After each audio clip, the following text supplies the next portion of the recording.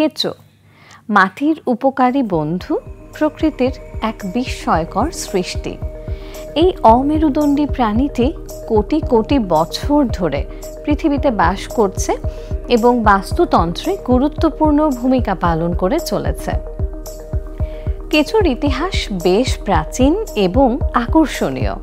কেঁচোর উৎপত্তি সম্পর্কে বিজ্ঞানীরা এখনও পুরোপুরি নিশ্চিত নন, তবে জীবাশ্ম প্রমাণ থেকে জানা যায় যে কেঁচো প্রায় ৬০ কোটি বছর আগে পৃথিবীতে আবির্ভূত হয়েছিল।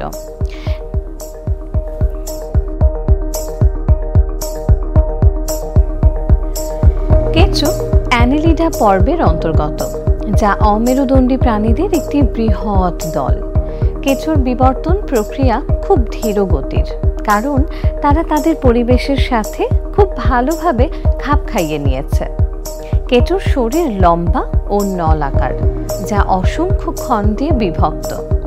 তাদের শরীরে কোনো চোখ বা কান নেই, তবে এরা আলো ও কম্পন অনুভব করতে পারে।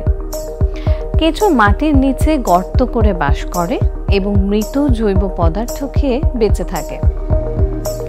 এদের দেহ নরম হওয়ায় জীবাশ্ম সৃষ্টি হওয়া বেশ কঠিন, তাই এর বিবর্তনীয় অবস্থান পতঙ্গের নিচে।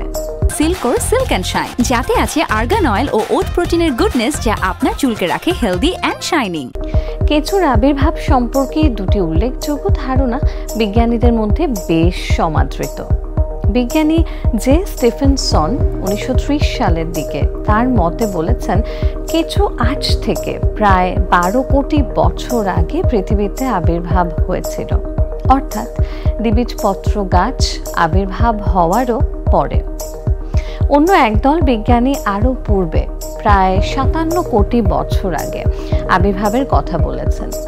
কেঁচো মাটি উর্বর করতে সাহায্য করে, কারণ তারা মৃত জৈব পদার্থ ভেঙে হিউমাসে পরিণত করে। এরা মাটির বায়ু চলাচল উন্নত করে, যা উদ্ভিদের বৃদ্ধির জন্য অপরিহার্য। কেঁচো মাটির অম্লত্ব নিয়ন্ত্রণ করে এবং ক্ষতিকর জীবাণুর বিস্তার রোধ করে। এরা জৈব উপাদান ভেঙে মাটির উর্বরতা বাড়ায়। পাশাপাশি উদ্ভিদের জন্য প্রয়োজনীয় বিভিন্ন ব্যাকটেরিয়া ও পুষ্টি উপাদানের যোগান দিয়ে থাকে।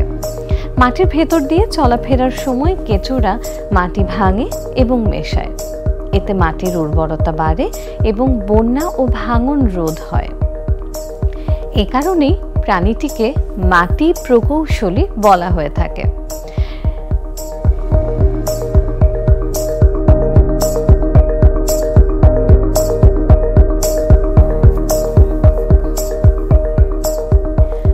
কৃষকরা কেঁচো ব্যবহার করে জৈব সার তৈরি করেন, যা মাটির উর্বরতা বাড়াতে সাহায্য করে।